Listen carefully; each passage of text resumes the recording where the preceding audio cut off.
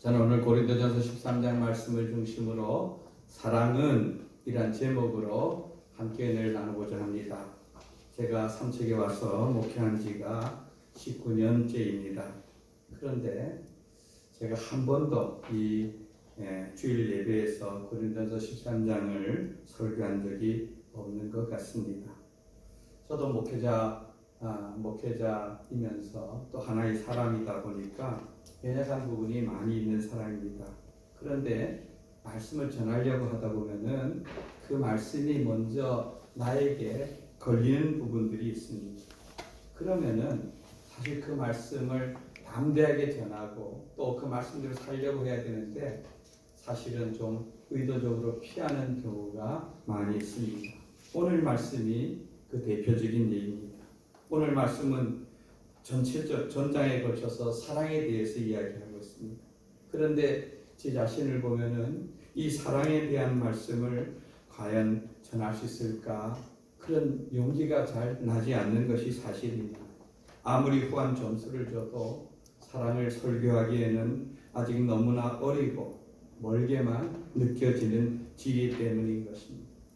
그렇다고 해서 그냥 건너뛰기에는 이 고린도전서 강의를 하면서 이 13장이 차지하는 비중이 너무나 큽니다. 결국 우리는 내가 싫다고 해도 또 어떤 때는 피하고 싶어도 부딪혀야 되는 그런 문제 앞에 우리가 서게 되는 것입니다. 우리 모두는 겸손한 마음으로 이 말씀을 배우고 주님 내게 사랑의 은사를 더하여 주옵소서 하는 그런 마음으로 이 말씀을 듣기를 원합니다.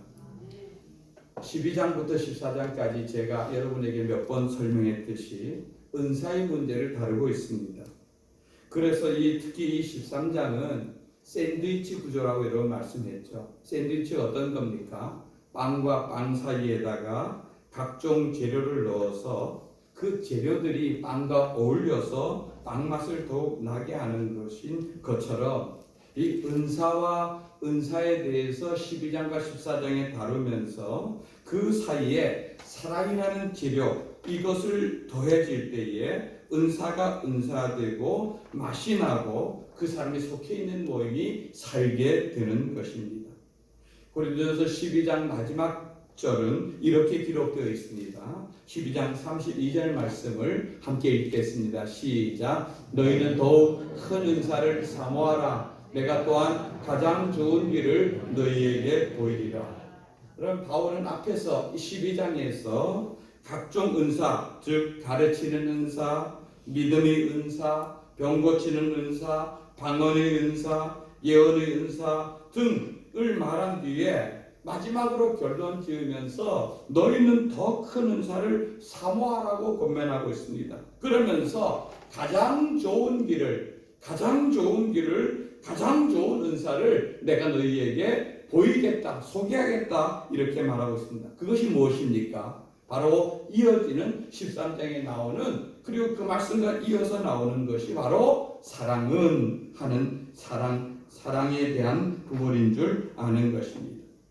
그래서 오늘은 이 성경에서 말하는 가장 좋은 은사인 이 사람이 무엇인지를 말씀을 통해서 함께 살펴보기를 원합니다. 첫째는요, 사랑은 모든 은사보다 귀중하다 이렇게 말씀하고 있습니다. 여러분 고린도 교회는요 정말 은사가 많은 교회였습니다. 하나님께서는 이 고린도 교회 성도들을 사랑하셔서 그들에게 다양한 은사를 주었습니다. 여러분 은사를 주신 목적은 무엇입니까? 그 은사를 통하여서 자신의 믿음을 더욱더 견고하게 세우고 하나님의 교회를 견고하게 세우고자 함이었습니다. 그런데 그런 하나님의 뜻과는 다르게 그들은 그 은사를 가지고 서로 경쟁하고 그것을 자랑함으로 말미암아 분파가 생기고 분쟁이 생기고 파장이 생겼습니다.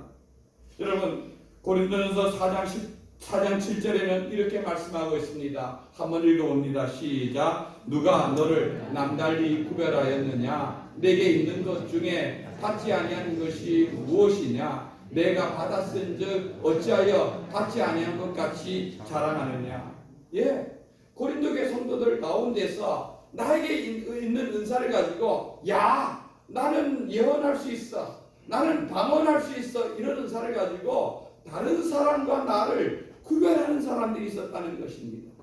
그런데 막 그것을 그 은사를 주신 것이 하나님이고 하나님께를 받았는데 그 은사를 가지고 자랑하고 교만하고 오히려 다른 사람과 나를 차등시키고 그렇게 함으로 말미암아 그 은사가 자신에게도 물론이고 교회 전체에도 오히려 손해가 되었던 것을 볼 수가 있는 것입니다.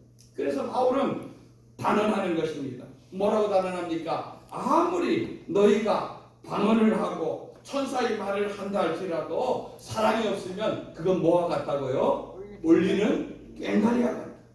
꽹과리 징징 소리 나는 것, 반복적으로 울리는 소리와 같은 그것과 다를 바 없다고 말하는 것입니다. 여러분, 방언은 외국어를 말하는 것이죠. 여러분, 우리 가운데 외국어 하는 분들이 있지만 여러분 영어나 외국어를 잘하는 사람이 얼마나 부럽습니까? 근데 여기 성경에서 말하는 방언이라는 것은 그런 외국어를 말하는 그런 능력을 말하는 것이 아니라 습득된 능력을 말하는 것이 아니라 오순절 성령이 그들에게 임하면서 그 모든 사람들이 각각 방언으로 말하기 시작했습니다. 그래서 그들이 영적인 세계가 열리고 그 방언을 통하여서 많은 그 예루살렘에 왔던 사람들이 복음에 대한 소식을 듣고 예수를 만나는 이런 기적이 일어나는 것을 알 수가 있습니다. 여러분, 지금도 교회에서 우리 여러 성도들, 새벽에 특별히 기도하는 성도들에게는 방언하는 은사가 있는데 여러분, 방언을 얻기도 하면은요 훨씬 깊은 영적인 세계를 경험하게 되고 내가 알지 못하는 영적인 깊은 것들을 가지고 하나님께 기도할 수가 있게 되는 것입니다. 그런데 사랑이 없는 방언은 반복해서 울리는 꽹과리와 다를 바 없다고 말하는 것입니다. 여러분, 예언한다는 것, 또 그런 능력이 있어서 모든 비밀과 지식을 알고 미래를 안다는 것 얼마나 좋고 대단한 일입니까? 성경에 보면은 그런 사람들이 몇몇 나오는 걸 알 수가 있습니다. 요셉은요 그런 예언하는 능력이 있어서 바로가 꾼 꿈을 듣고는 앞으로 7년 동안 이 땅에 큰 풍년이 들 것입니다. 그리고 그 뒤에는 7년 동안 큰 흉년이 들어서 풍년의 때에 흉년을 준비해야지만 이 나라가 더 견고하게 서 있을 수 있을 것입니다. 이렇게 권면하고, 그래서 바로는 그런 지혜와 그런 예견력을 가지고 있는 이 요셉을 귀하게 여겨서 그 노예였고 감옥에 있는 그런 죄수인 그를 끄집어내서 애굽의 총리라고 하는 초유의 그런 자리에 그를 올리는 것을 알 수 있습니다. 요셉은 또한 그런 기대와 부흥에 응하여서 그는 7년 동안의 풍년에 잘 준비해서 7년의 흉년을 이기게 함으로 말미암아 온 나라가 바로의 수하에서 더 견고하게 되어지고 이 애굽이라는 나라가 세계 역사 속에서 우뚝 서게 한 그런 장본이 된 것을 알 수가 있습니다. 다니엘서에 보면 다니엘이 나오죠. 그는 나라가 망해서 포로로 끌려가 있는 그런 그 포로 중에 한 사람이었습니다. 그런데 다니엘은 귀족 출신이라서 왕의 특별한 은혜를 입어서 궁중에 들어가서 그는 열심히 노력하면은 출세할 수 있는 길이 그에게 열리는 그런 기회가 그에게 주어집니다. 어떻게 보면은 그의 생명과 그의 모든 인생에 대한 것이 그 느부갓네살 바벨론 왕에게 있는 것처럼 보여지는 그때에 그에게 이 공부를 계속하기 어려운 걸림돌이 있었으니 바로 그것은 우상의 재물을 먹어야 하는 그런 문제였습니다. 여러분, 그래서 다니엘은 같은 믿음을 가지고 있는 세 친구인 그들과 더불어서 이 문제를 가지고 고민합니다. 기도합니다. 의논합니다. 그리고 이 절대절명의 상황에서 그들은 우상의 재물을 먹지 않겠다. 나는 왕이 내리는 어떤 진미도 소고기도 고기도 어떤 것도 먹지 않겠다 하는 이런 믿음의 승부수를 띄우게 되는 것을 알 수 있습니다. 여러분, 명절이 되면은요 이제 또 추석 명절이 다가오는데 명절이 되면 믿지 않는 가정에서는 이 재산 문제가 쉽지 않은 영적인 싸움의 문제이죠. 여러분, 다니엘과 세 친구처럼 이런 문제는 한 번은 우리가 부딪히고 뛰어넘어야 될 그런 문제입니다. 그래서 이길 수 있는 그런 믿음이 이 말씀을 듣는 여러분의 있기를 주님의 이름으로 축원드립니다. 이거는 단순하게 그냥 가정에서만 문제가 아니라 군대에 가도요, 또 직장 생활을 하든지 우리에게 수많은 믿음으로 부딪혀서 넘어가야 될, 뛰어넘어야 될 문제가 있는 것을 알 수 있습니다. 이것을 이길 수 있는 믿음이 있다면 정말로 귀한 것이죠. 여러분, 그런데 다니엘과 이 세 친구가 작정을 하고 하나님을 의지하는 믿음으로 채소만 먹기로 하고 그렇게 하니까 오히려 그를 관리하고 그를 책임지는 그 관리가 왕을 두려워하게 되고 그들의 요구를 들어주게 되고 이렇게 되어지는 것입니다. 그렇게 되어져서 그들을 이길 때 하나님의 시험을 이긴 그들에게 하나님은 큰 복을 주시는 것을 알 수 있는데, 다니엘서 1장 17절 말씀을 읽어봅니다. 시작. 하나님이 이 네 소년에게 학문을 주시고 모든 서적을 깨닫게 하시고 지혜를 주셨으니 다니엘은 또 모든 환상과 꿈을 깨달아 알더라. 여러분, 이 시험이 통과하고 난 이후에 이 말씀이 나옵니다. 이것은 하나님께서 믿음으로써 자기들에게 주어진 어려움을 극복하고 이겨낸 그 자들에게 주어지는 축복의 말씀인 것입니다. 다니엘에게는요, 여기 보면 친구들에게는 지식의 학문을 깨닫는 지식을 주었습니다. 또 지혜를 주었습니다. 이것만 해도 대단한데 다니엘에게는 환상과 꿈을 깨달아 할 수 있는, 그래서 그는 느부갓네살 왕이 꾸는 꿈을, 밤에 꾼 꿈이 그 무슨 의미인지, 앞으로 이 세계가 어떻게 될 것인지를 예견하는 것을 우린 다니엘서를 통해서 볼 수가 있습니다. 왜 다니엘은 다른 친구들보다 더 많은 이런 넓은 영적인 은사가 그에게 주어졌을까? 아마도 다니엘이 그 친구들을 리더해서 이끌어서 그렇게 되지 않았나, 이렇게 추측할 수가 있는 것이죠. 여러분, 이런 지혜와 지식을 얻었을 뿐 아니라 미래를 알 수 있는 능력을 얻어서 더 귀하게 쓰임받고, 포로 잡혀갔던 그가 나라가 바뀌어지고 역사가 바뀌어져도 총리로서 하나님을 섬길 수 있는 그런 지혜와 이치에 있었다는 것은 하나님을 잘 섬긴 그런 믿음의 결과인 것을 알 수가 있는 것입니다. 또 산을 옮길 만한 믿음이 있어도 사랑이 없으면 아무것도 아니라고 오늘 성경은 말하고 있죠. 여러분, 그런데 여러분, 그 다음에 보면은 구제에 대해서 말하고 있습니다. 구제하는 것, 여러분, 내게 있는 모든 것으로 구제하고 몸을 불사르게 내어주는 것, 여러분, 이거 결코 쉬운 일이 아닌 것입니다. 여러분, 내 주머니에 있는 것이 다른 사람에게 흘러가고 어려운 사람에게 흘러가는 것, 여러분들은 어떤지 몰라도 저는 자신을 보면은 쉽지 않은 일인 것을 알 수 있습니다. 저희 아버지가 돌아가셨지만 제 아버지 그 삶 중에서 제가 감히 흉내낼 수 없는 일이 있는데, 저희 아버지는 끊임없이 정말로 물질을 흘려 보낸 그런 것을 알 수 있습니다. 사실 저희들이 자라는 그 시기는, 저희들이 학교를 다니고 살았던 시기는, 여러분 11식구가 같이 생활하는 그 식구에, 그 당시는 정말 우리나라 전체적으로 어려운 시기였습니다. 그래서 무엇인가 다른 사람을 돌본다, 우리 가족도 제대로 공부 못 시키고 제대로 가르치지 못하는 이런 때에 참 쉽지 않은 일이었어요. 그래도 그 당시에도요, 겨울이 되면은 거기 정선에 가보면은 정선 제2교라고 다리가 있습니다. 그 당시 어려운 사람은요, 그 다리 밑에서 이렇게 그 움막을 쳐놓고 살고 있었는데, 그런 분들에게 성탄절이 되면 이렇게 쌀이라도 한 말 갖다 주고, 우리는 보리고 안 먹어도요, 그분들이 그렇게 갖다 주고, 또 그 뭡니까, 청소하시는 분들이 있죠. 그런 분들 고생하신다, 겨울이 되면 이렇게 네이라도 사서 또 만두국을 끓여서 저희 어머니가 꼭 대접을 해드렸던 그런 모습들이 있습니다. 그 이후에는 저희 아버지가 통장을 아예 만들었습니다. 그 통장은 뭐냐, 제목이 그 통장 앞에다 물레방아 통장 이렇게 붙여놨어요. 물레방아는 뭡니까? 물레방아는 이렇게 물이 차면은 또 굴러가고 또 굴러가 물을 쏟아서 또 발전을 일으키고 이렇게 하는 것처럼, 거기에 돈이 조금씩 모여지기 시작하고 그러면은 어려운 개척교회 목사님 건축하는데, 또 어떤 교회 목사님 자녀가 학교 가면 학비에 대해 보채 쓰고, 또 선교사님들 외국에 가서 공부하는 어려운 선교사님들 또 필요한 거 있으면 보내고 이렇게 하는데, 정말로 많은 돈들이 그걸 통해서 이렇게 흘러가는 걸 볼 수 있습니다. 자신에게는 정말로 박하고 정말로 검소하고 이렇게 했지만, 그렇게 해서 이렇게 많은 걸 흘려보내는데, 저도 이제는 뭐 자녀들도 다 키우고 이렇게 했으니까 조금이라도 이렇게 흘려보낼 수 있는 그런, 구제하고 나눌 수 있는 그런 것을 조금 더 배우길 저는 원하는데, 참 쉽지 않은 일입니다.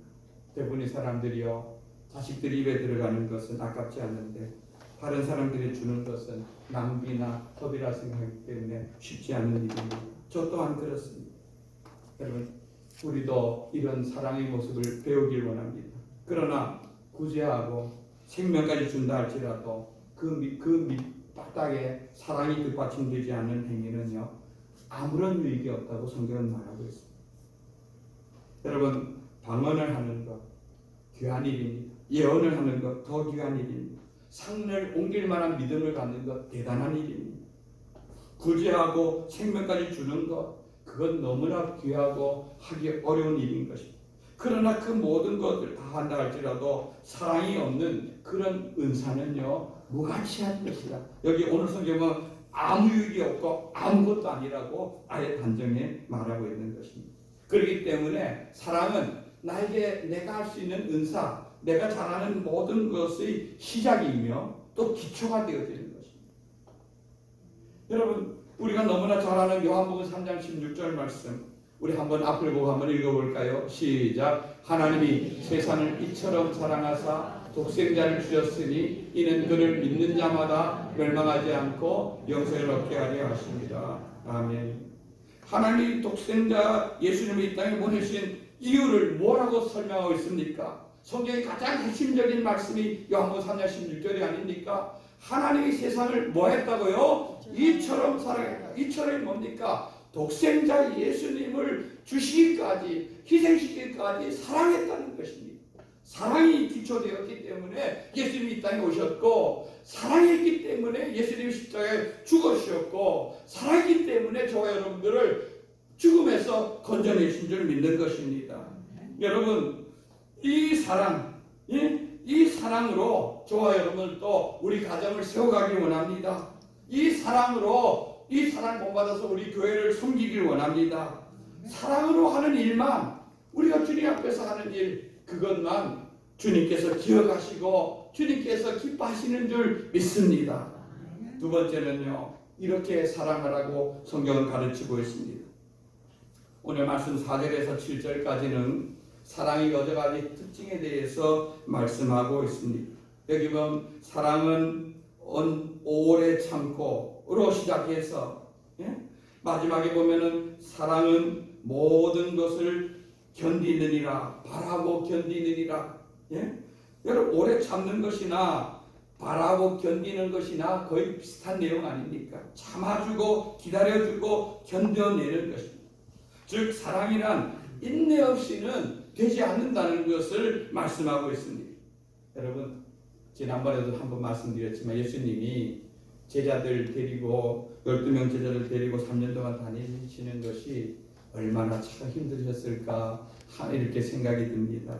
왜냐하면 그들은 출생지도 다르지요, 또 성격도 다르지요, 개성도 다르지요, 정치적 성향도 다른 사람들이 한솥밥을 먹으면서 같이 지낸다는 것은 정말로 많은 인내가 그 속에 필요했을 것입니다.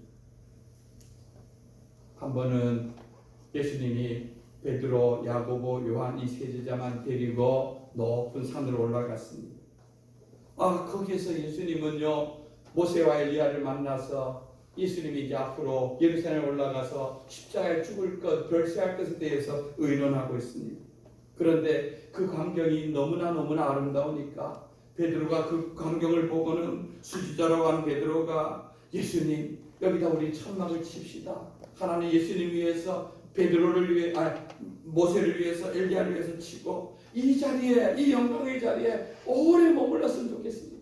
아니 예수님은 지금 십자가에 달려 죽을 그 예루살렘의 죽음에 대해 생각하는데 이 자리에 앉아서 이 자리를 떠나고 싶지 않은 그 베드로의 그 마음을 거기서 얘기하는 것입니다. 그러니까 예수님이 생각할 때 이게 수제자, 이게 제일 그래도 머리 된 제자란 말인가, 이런 답답함이 예수님 들지 않겠습니까? 그런데요, 그 제자들 데리고 밑에 내려와 보니까 밑에는 더 엉망입니다. 남아있는 그 9명의 제자들은 희한한 광야에 펼쳐지고 있습니다. 거기에 예수님이 있다는 소문을 듣고는 어떤 사람이 자기 귀신 들린 아들을 데리고 왔는데 9명의 제자들이 달려들어서 그 귀신 들린 아이를 앞에 두고 쫄쫄매고 있는 것입니다. 여러분, 예수님 제자들이요, 귀신 들린 그 귀신을 쫓아내본 경험이 한 번도 없는 그런 쫓자들이 아닙니다. 예수님께서 그들을 훈련시키고 둘씩 짝을 지어서 보낼 때 너희들은 신발도 갖고 가지 말아라, 돈도 갖고 가지 말아라, 이렇게 해서 세상의 것들을 아무것도 의지하지 못하겠지만 하나님 말씀을 그들에게 주었습니다. 그리고 예수님의 하늘의 권능을 그들에게 주었습니다. 그래서 그들이 빈손으로 나갔지만 예수님, 우리가 가는 곳마다 복음이 전파되어지고 귀신이 쫓겨나고 하나님의 역사가 나타나는 것을 우리가 경험하고 이렇게 했습니다. 그들 입으로 자랑했던 그 제자들이 아닙니까? 그런데 그때로부터 한참 지난 지금 그들은 귀신을 쫓아내지 못해서 9명의 제자가 쫄쫄 매고 있는 것입니다. 왜 그럴까요? 그들은요, 지금 이 한 아이를 놓고 그들은 그 속에서 내가 다른 사람보다 우월하다는 그런 경쟁, 그런 능력을 과시하려는 마음을 가지고 사용하려고 할 때 그걸 누구보다도 그 속에 있는 귀신이 너무나 잘 아는 것입니다. 귀신이 귀신같이 아는 겁니다. 그러니까 그 귀신이 꼼짝도 아니고 너희들 아무리 자기 힘과 능력으로 나를 쫓아내보려 하라, 내가 나가나 하고 꼼짝도 안 하는 것입니다. 여러분, 그런 제자들의 마음과 그들 상태를 아신 주님께서 제자들을 보면서 이렇게 다시하고 있습니다. 마태복음 17장 17절 말씀 읽어봅니다. 시작. 예수께서 대답하여 이르시되 믿음이 없고 패역한 세대여, 내가 얼마나 너희와 함께 있으며 얼마나 너희에게 참으리요 그를 이리로 데려오라 하시니라. 여러분, 이 믿음이 없고 패역한 세대여, 이 제자들을 가르쳤어. 내가 얼마나 너희들에게 참아줄 것이냐, 얼마나 너희들과 함께 있어야 되나, 언젠가 너희들이 내 마음을 이해하고 나를 따라올 건가 하는 이 안타까운 마음을 가지고 예수님은 그들에게서 토로하는 장면을 볼 수 있습니다. 여러분, 예수님이 이 제자들과 얼마나 힘드셨을까요? 여러분, 그러면 그 이후에, 그럼 예수님이 더 시간을 더 보낸 이후에 그들은 나아졌습니까? 아닙니다. 예수님은 내일이면 십자가 지려고 하는 제자들은 서로 예수님에게 빽대고 줄대고 해서 서로 예수님 이 예루살렘에서 한자리 하려고 그렇게 서로 다투고 시기하고, 그러다 예수님, 나는 주님 죽는 데까지 쫓아갑니다, 맹세하고 다짐했던 이들, 예수님 잡혀서 가자, 십자가에 달리자, 잡혀가자, 어느 한 제자 남지 않고 다 뿔뿔이 자기 생명 살리라고 도망갔던 제자들 아닙니까? 그리고 예수님 부활하자 체면이 있죠. 예수님 만날 엄두가 안 납니다. 예수님 부인하고 때로는 저주하고 도망친 그들이 무슨 낯짝으로 예수님 만날 때 했습니다. 그래서 갈릴리 바다에 가서 고기나 잡아먹자 하고 가서 있는 그들에게 예수님 찾아갔습니다. 그리고 그들을 먹이시고, 그리고 그들에게 묻습니다. 요한의 아들 시몬아, 내가 나를 사랑하니? 요한의 아들 시몬아, 내가 나를 사랑하니? 여러분, 이거는요, 이 베드로에게만 묻는 질문이 아닙니다. 거기에 있는 모든 제자들이 같이 묻는 질문입니다. 그리고 그 질문에 전제되는 것이 뭐냐 하면은, 얘들아, 너희는 나를 배반하고 나를 저주하고 도망갔어도 아직 나는 너희들을 사랑한다 하는 그 주님의 사랑이 그 말, 그 질문 속에 전제되어 있는 것이다. 나는 아직도 너희를 사랑하는데 너는 나 사랑하는 마음이 너희 속에 있느냐.